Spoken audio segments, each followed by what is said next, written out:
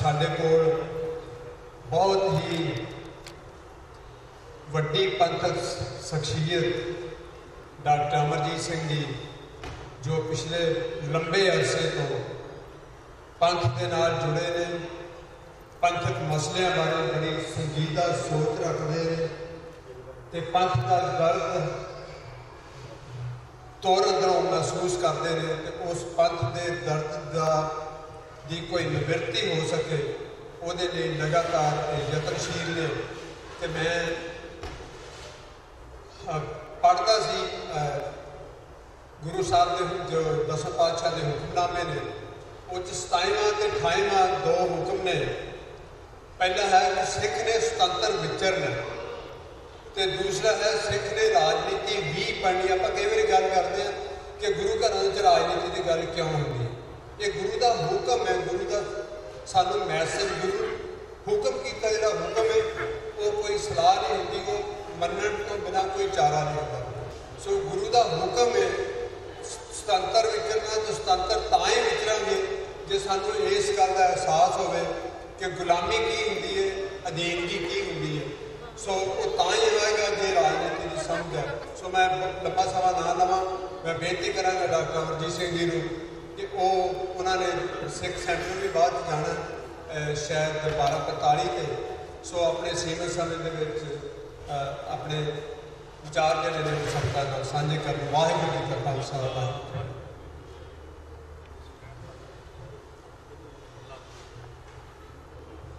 याहि काज तराहु जन्मन, समझ लेहो साधु सब मनमन, धर्म चलावन संत उबारन, दुष्ट सबन को मूल उपारन। वाहिगुरू जी का खालसा वाहिगुरू जी की फतेह। साहिब श्री गुरु ग्रंथ साहिब जी के हजूरी में जुड़े बैठे सतगुरु जी का अपना आपा गुरु खालसा साध संगत जीओ, अज आप साहिब कमाल सरबंस दानी शमशीरे बहादुर अमृत दे दाते साहिब श्री गुरु गोबिंद सिंह साहिब जी के 353वें प्रकाश दिवस की याद को मना रहे। ज़ाहिर है कि दुनिया भर में जदों असी लगभग 8000 साल का मनुखी इतिहास देखते तो हर गुरु नानक नामदेव सिंह सिंघड़ी को इस गल का फख्र होंदा है कि गुरु नानक साहिब की आमद के नाल वो जगत गुरु गुरु नानक साहिब ज़ाहिर पीर जगत गुरु बाबा जिहड़ा सुनहरा इस धरती के उत्ते नाज़िल होया, जिहड़ी धुर की बाणी कुल मनुखता के लिए सतगुरु ने इस धरती के उत्ते उतारी।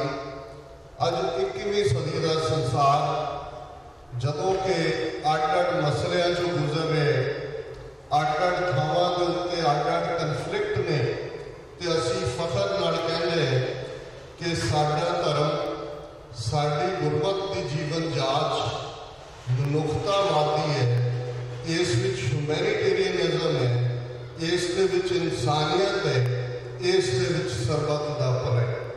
जदों असीं अज 10वें पातशाह नूं याद कर रहे हैं, गुरु नानक साहिब की आमद नाल जिहड़ा सुनेहा इस जगत नूं सच हक इंसाफ के रस्ते ते तुरन दा मिलिया, 10वें पातशाह ने उस दे उत्ते अपनी मोहर ला के उसको मुकम्मल किया।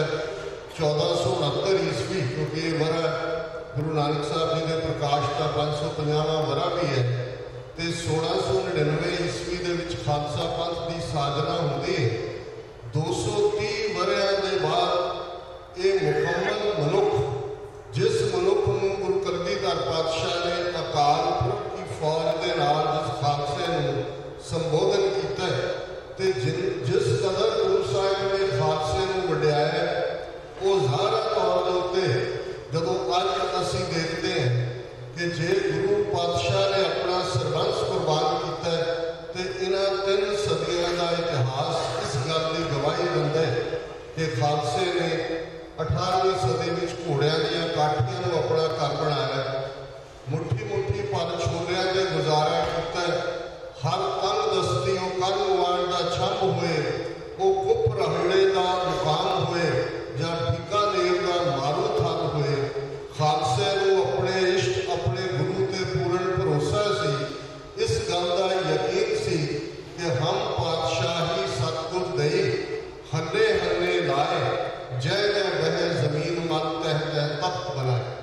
सानू पातशाह ने, गुरु कलगीधर पातशाह ने सानू बादशाहत दिती है, सॉवरनिटी दिती है, डिसीजन मेकिंग आप करने का हक दिता है।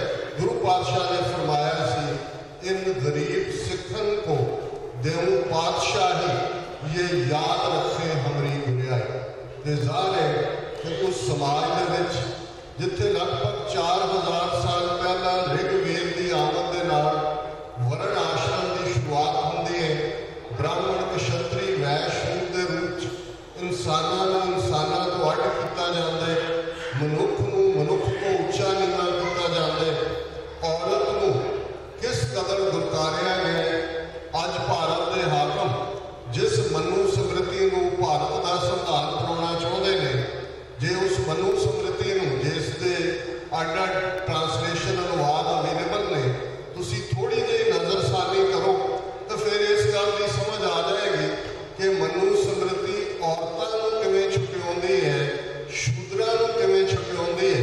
तो पहली बार उस धरती के उत्ते ये आवाज़ सुनाई दी जदों अलामा इकबाल ने अपनी पुस्तक बांगे दरा नानक नां दे थले नज़म लिखी, जिहड़ी लंबी नज़म है। तो मैं समय की सीमा मुख रखते हैं, बहुत वेरवे च नहीं जावांगा। एक गल उस रोशन दिमाग शायर ने कही कि आह शूदर के लिए हिंदुस्तान गम खाना है, दर्द इंसानी से इस बस्ती का दिल बेगाना है। फिर उठी आखिर सदर तौहीद की पंजाब से, हिंद को एक मर्द कामिल ने जगाया खाक से।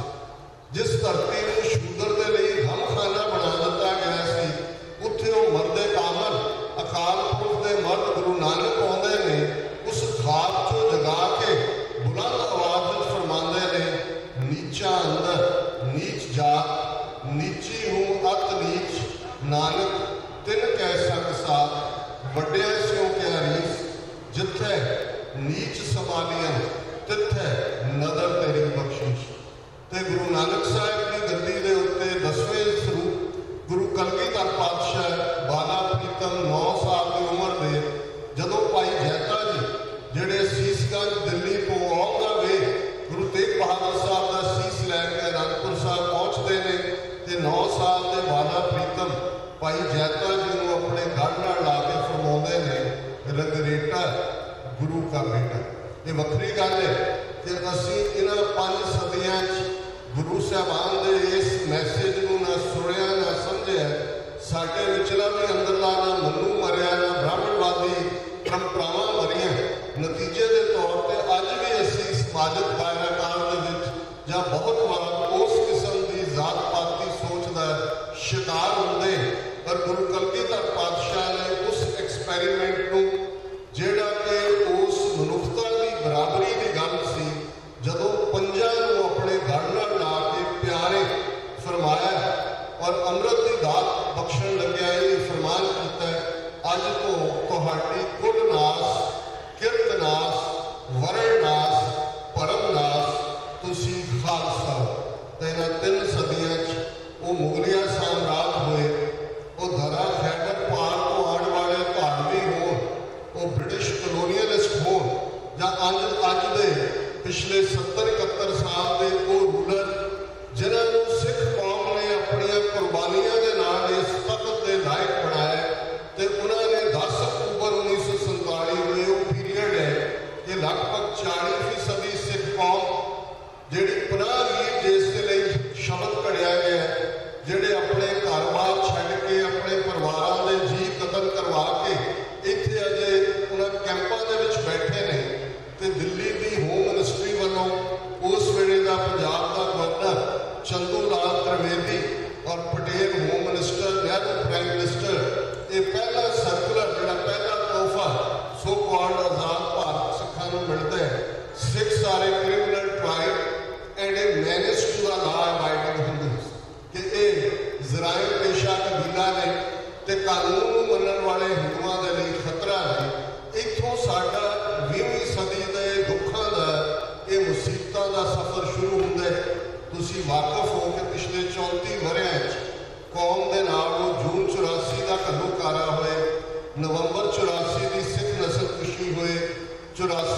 1994-95 तक लगभग एक दहाका सिखा की पूरी नस्ल मार देने की कहानी हुए तो बाकी रहने ड्रग्स के हवाले करने की साजिश हुए तो वो करसानी जिसने भुखे भारत का ढिड भरिया जिन्होंने ब्रेड बैस्केट कहते हैं उस अज के हज़ारों किसान हर बड़े आत्मघात करने के मजबूर होंगे ने तो ये गल जरूर सोचनी बनती है कि पोलिटिकल पावर पोलिटिकल सिस्टम किसनों कहते हैं तो जदों तुहाडी किस्मत कड़न का हक जिसनों right of self determination UN charter के विच कहा गया उस खो लिया जाता है जब तुसी आप किसी के अगे सरेंडर कर देंगे हो तो फिर की बनते जो कुछ साडे नाल वापर रहा है ये इस गल की कहानी और इस गल का ध्यान रहे कि बेशक अज दुनिया के यूनाइटेड नेशनस वर्गी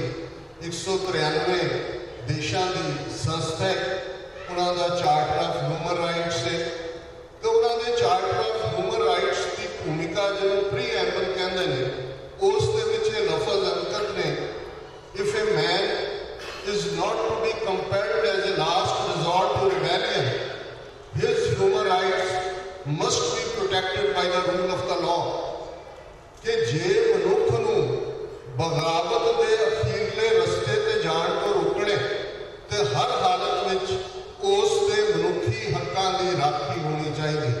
जे तुसी जफरनामा गुरु कलगीधर पातशाह का फतेह की चिट्ठी जिहड़ी औरंगजेब को लिखी उसका ये शेर इसनूं पढ़ो कि जिसनूं फिर तुहानूं लगेगा कि ये प्रीएम्बल एग्जैक्ट ट्रांसलेशन है एग्जैक्ट अनुवाद है। 10वें पातशाह ने फरमाया सी चुंकारस हमा हिलते दर्गजस हलारस बुरदन बा शमशीर दस के होवे काम ना पूरा जेकर हीले कर थक जाइए है बलाल नाल तलवारा हथी फट वाई कि जे इंसाफ लैण दे होर सारे दरवाजे बंद हो जान तो फिर शमशीर को हाथ च लेना ये रब के सूरिया का रब के बंदियां का काम होंगे। लगभग 42 वरे की दुनियावी उम्र जिहड़ी साडी सीमत अख देख सकती है गुरु तो हमेशा ज़ाहिरा ज़हूर ने हाजरा हजूर ने वो हमेशा साडे विच ने।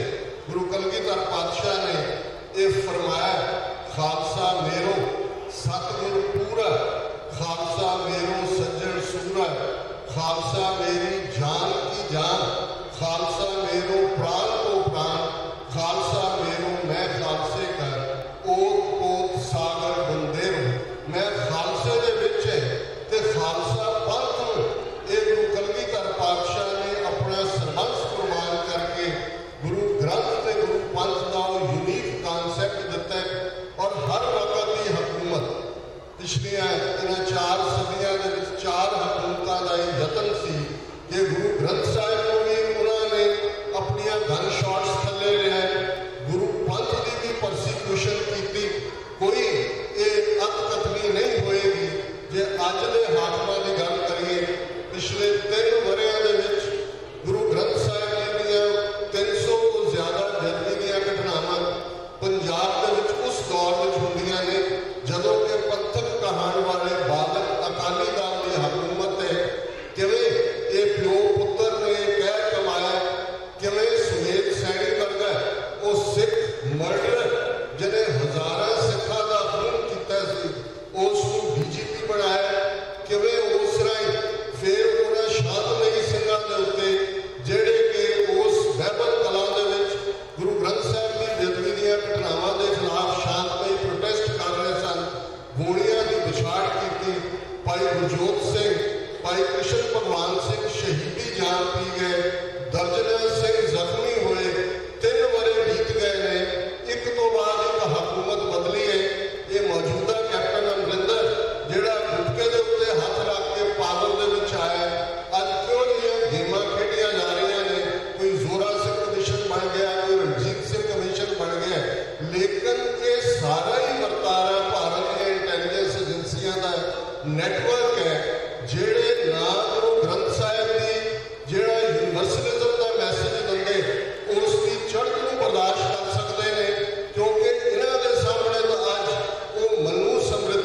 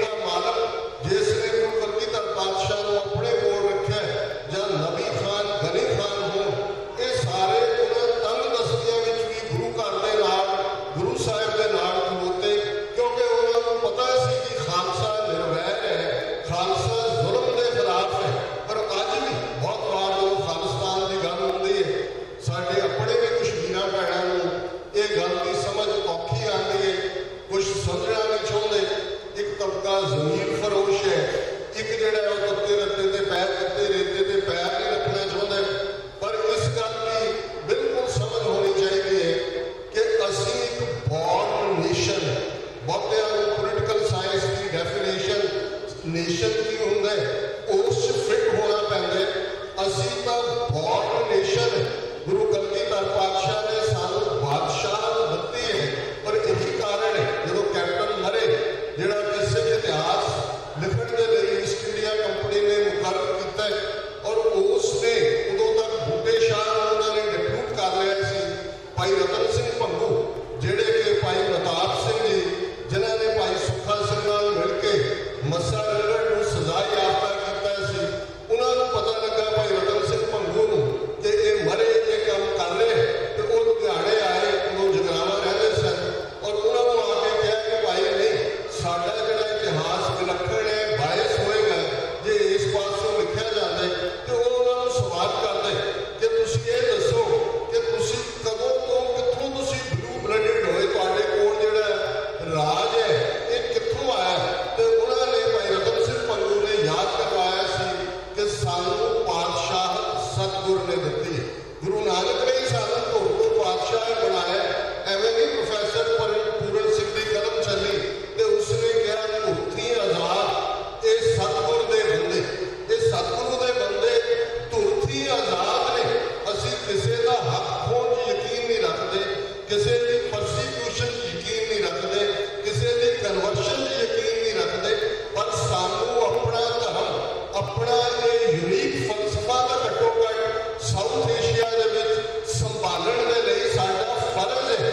1947 'ਚ ਸਾਡੀ ਲੀਡਰਸ਼ਿਪ ਨੇ ਇਹਨਾਂ ਦੇ ਨਾਲ ਕਿਸਮਤ ਜੋੜੀ, ਇਹਨਾਂ ਇਕਰਾਰਾਂ ਦੇ ਥੱਲੇ ਕਿ ਕੋਈ ਸੰਵਿਧਾਨ ਭਾਰਤ ਦੇ ਵਿੱਚ ਐਸਾ ਪਾਸ ਨਹੀਂ ਹੋਏਗਾ ਜਿਹੜਾ ਸਿੱਖਾਂ ਨੂੰ ਮਨਜ਼ੂਰ ਨਾ ਹੋਏ। ਫਿਰ ਤੁਸੀਂ ਨਹਿਰੂ ਦੇ ਫਲਾਵਰੀ ਵਰਡ, ਜਿਹੜੇ ਤੁਸੀਂ ਹਿਸਟੋਰੀਕਲ ਰੈਫਰੈਂਸਿਸ ਦੇਖ ਸਕਦੇ ਹੋ, ਜਿਹਦੇ 'ਚ ਉਹ ਕਹਿੰਦੇ ਨੇ ਕਿ ਮੈਨੂੰ ਕੋਈ ਇਤਰਾਜ਼ ਨਹੀਂ, if brave Sikhs of Punjab are given a province in the north so that they are also able to enjoy the glow of freedom।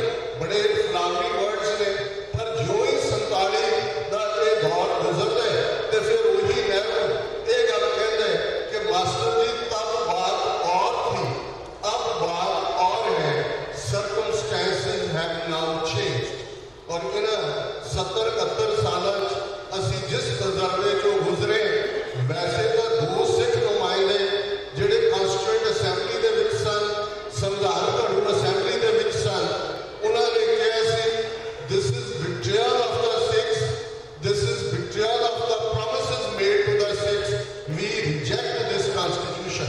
ਔਰ ਇਹ ਫੈਕਟ ਹੈ ਕਿ ਡੀ ਫੈਕਟੋ ਬੇਸ਼ੱਕ ਅਸੀਂ ਭਾਰਤ ਦੇ ਨਕਸ਼ੇ ਦੀ ਕੈਦ 'ਚ ਹੈ, ਬਟ ਡੀ ਜੂਰਿਸ ਕਾਨੂੰਨੀ ਤੌਰ ਦੇ ਉੱਤੇ ਅਸੀਂ ਭਾਰਤ ਦੇ ਸੰਵਿਧਾਨ ਨੂੰ ਮੰਨਿਆ ਨਹੀਂ ਹੋਇਆ। ਜਿਹੜਾ ਕੰਮ ਸਾਰੀ 18ਵੀਂ ਸਦੀ ਜ਼ੁਲਮ ਦੇ ਨਾਲ ਦੁਸ਼ਮਣ ਨਹੀਂ ਸੀ ਕਰ ਸਕਿਆ, with the stroke of the pen ਸਾਡੀ ਯੂਨੀਕਨੈਸ ਖਤਮ ਕਰ ਦਿੱਤੀ ਗਈ। ਆਰਟੀਕਲ 25B ਭਾਰਤੀ ਕਾਨਸਟੀਟਿਊਸ਼ਨ ਦਾ ਸਿੱਖਾਂ ਨੂੰ, ਬੌਧੀਆਂ ਨੂੰ, ਜੈਨੀਆਂ ਨੂੰ ਹਿੰਦੂ ਐਲਾਨਦਾ ਤੇ ਫਿਰ 1950s ਦੇ ਵਿੱਚ 4-5 ਹੋਰ act, Hindu succession act, Hindu adoption act, guardianship act, ਇਹਨਾਂ ਦੇ ਥੱਲੇ ਵੀ ਸਾਨੂੰ ਉਸ ਕੈਟਾਗਰੀ ਦੇ ਥੱਲੇ ਲਿਆਂਦਾ ਗਿਆ।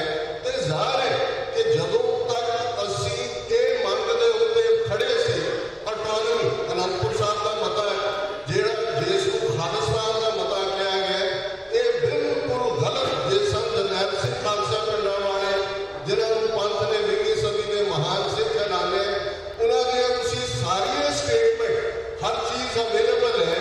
ਉਹਨਾਂ ਨੇ ਕਿਹਾ ਸੀ ਕਿ ਭਾਈ ਅਸੀਂ ਇਹਨਾਂ ਦੇ ਨਾਲ ਰਹਿਣਾ ਚਾਹੁੰਦੇ, ਇਹ ਬਰਾਬਰ ਦੇ ਸ਼ਹਿਰੀ ਬਣ ਕੇ ਇਹਨਾਂ ਨੇ ਦੇਖਣੇ ਕਿ ਸਾਨੂੰ ਨਾਲ ਰੱਖਣਾ ਕਿ ਨਹੀਂ ਰੱਖਣਾ।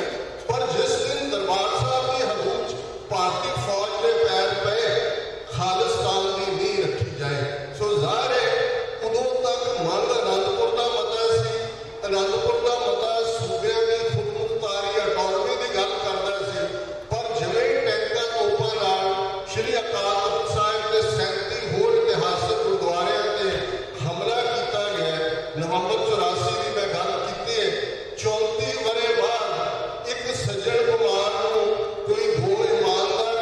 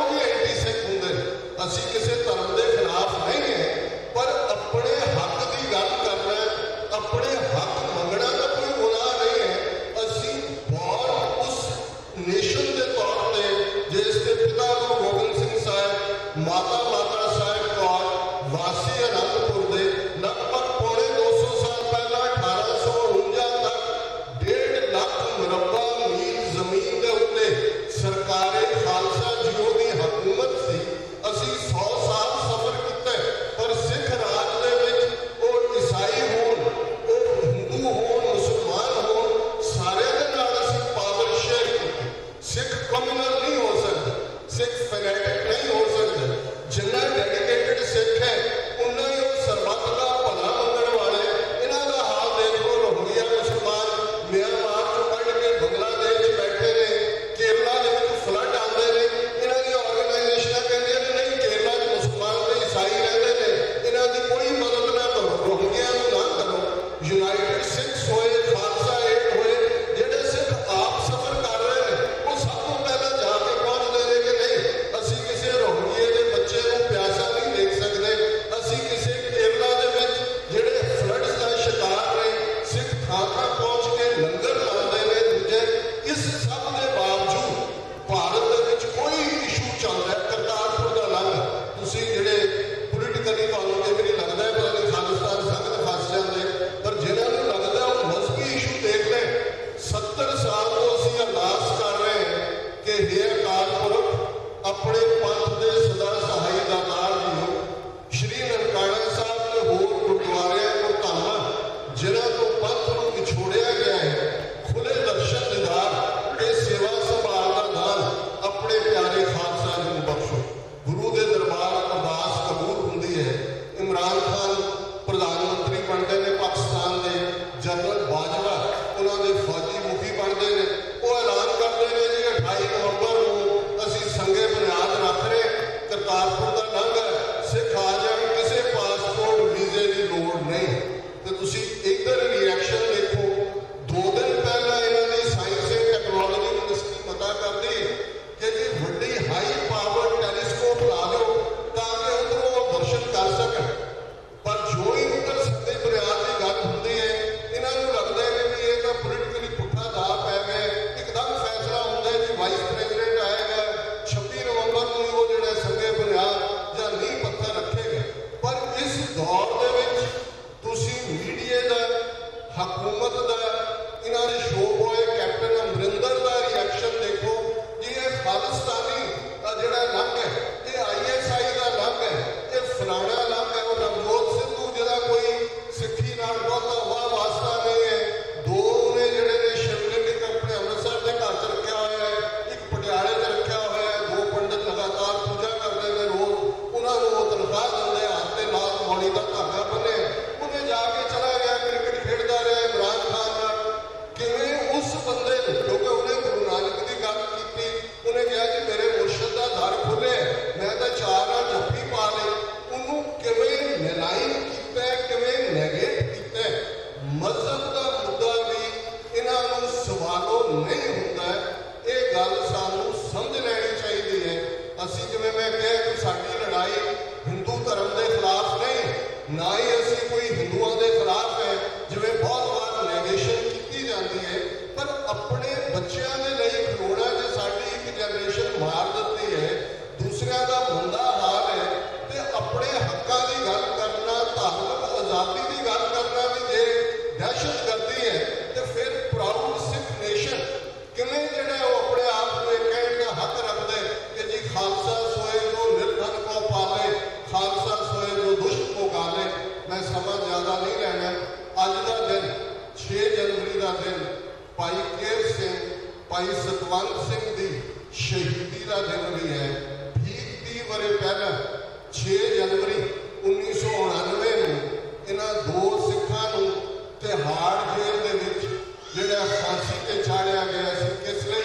केर सिंह का जुडिशियल मर्डर कि उन्हें अपने भणेवे या भतीजे बेअंत सिंह नूं अमृत छकण लई प्रेरिया। कदे तुसीं सारा जिहड़ा कतल केस है इंदिरा गांधी का उहदियां प्रोसीडिंग्स देखो, फिर तुहानूं जुडिशरी की कहती है इसका भी अंदाजा हो जाता है। लैजिस्लेचर की कहता है, मीडिया तो तुसीं वाकफ ही हो। और रवीश कुमार एक बड़ा अच्छा इंडिया का जर्नलिस्ट है, उन्होंने NDTV का, वो इन्होंने गोदी मीडिया कहना होंगे कि गोदी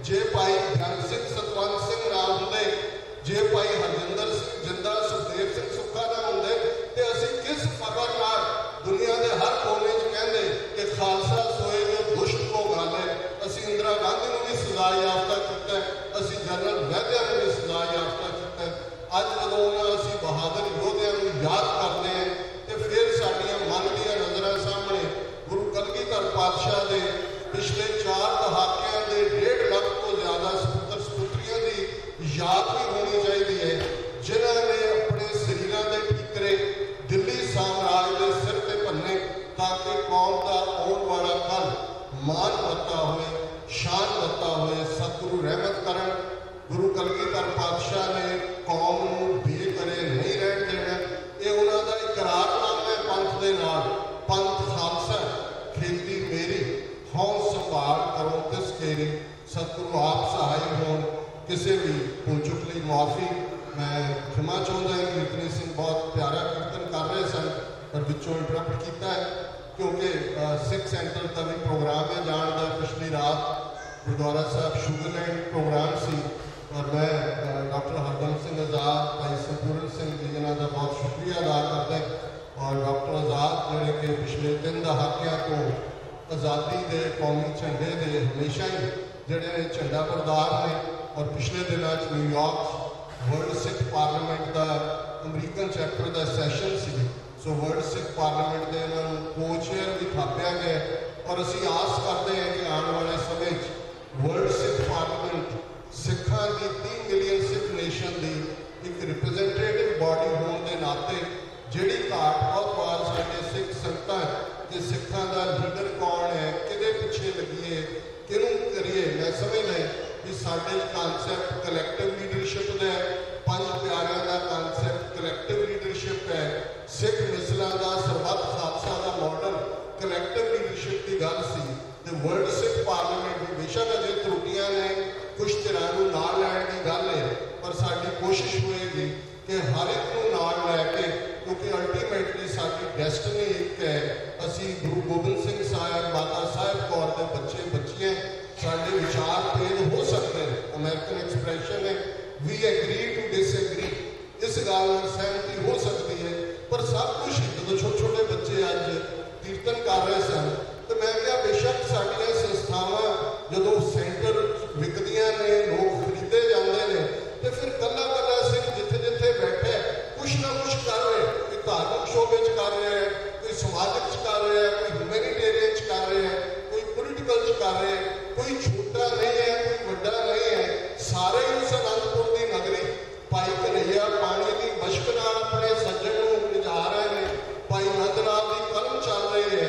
ਭਾਈ ਬਚਿੱਤਰ ਸਿੰਘ ਦਾ ਨਾਗਣੀ ਵਰਛਾ ਮਸਤ ਹਾਥੀਆਂ ਨੂੰ ਜਿਹੜੇ ਉਹ ਸਬਕ ਸਿਖਾ ਰਹੇ। ਸਾਰੇ ਅਨੰਦਪੁਰ ਦੇ ਵਾਸੀ ਨੇ। ਸੋ ਘੱਟੋ ਘੱਟ ਇਸ ਸਪਿਰਿਟ ਦੇ ਨਾਲ ਇਸ ਕ੍ਰਾਈਸਿਸ ਦੇ ਵਿੱਚ ਅਸੀਂ ਜ਼ਰੂਰ ਅੱਗੇ ਤੁਰੀਏ ਕਿ ਗੁਰਦੁਆਰਿਆਂ ਦੇ ਝਗੜੇ, ਆਪਸ ਦੇ ਵਿੱਚ ਖਹਿਬਾਜ਼ੀਆਂ, ਇਹ ਸਾਨੂੰ ਕਮਜ਼ੋਰ ਕਰਦੀਆਂ ਨੇ, ਸਾਡੇ ਬੱਚਿਆਂ ਨੂੰ ਬਦਜ਼ਨ ਕਰਦੀਆਂ। ਤੇ ਸਾਡੇ ਤੇ ਵੀ ਇਹ ਗੱਲ ਆਉਂਦੀ ਹੈ ਕਿ ਜੀ ਗੁਰਦੁਆਰੇ ਚਾਦਰਾਂ ਚਲਾ ਨਹੀਂ ਸਕਦੇ, ਇਹ ਖਾਲਿਸਤਾਨ ਕੀ ਰਹਿਣਗੇ। ਸੋ ਮੈਂ ਇਹ ਸਮਝਦਾ ਇਸ ਗੱਲ ਦਾ ਜ਼ਰੂਰ ਧਿਆਨ ਰੱਖੀਏ ਕਿ ਸਿਰ ਮੋੜ ਕੇ ਬੈਠ ਕੇ ਆਪਸੀ ਮਤਭੇਦ ਦੂਰ ਕਰਨ ਦੀ ਗੱਲ ਇਹ ਗੁਰੂ ਨੇ ਸਾਨੂੰ ਸਿਖਾਈ ਹੋਈ ਹੈ। ਕਿਸੇ ਵੀ ਭੁੱਲ ਚੁੱਕ ਲਈ ਖਿਮਾ ਦੀ ਜਾਚਨਾ। ਵਾਹਿਗੁਰੂ ਜੀ ਕਾ ਖਾਲਸਾ, ਵਾਹਿਗੁਰੂ।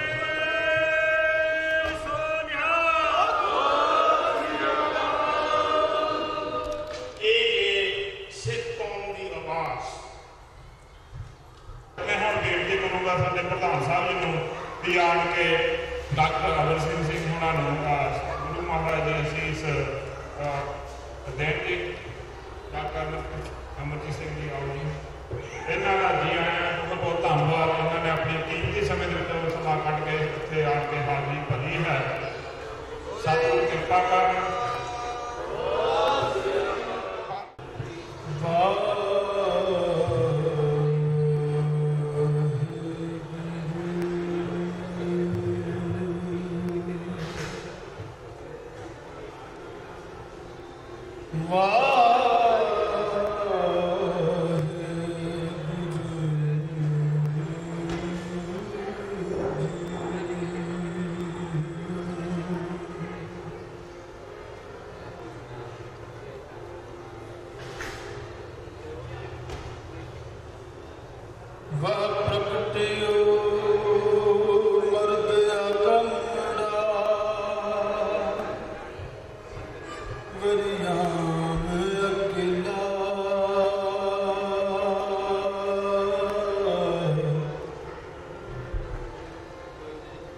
ਵਾਹ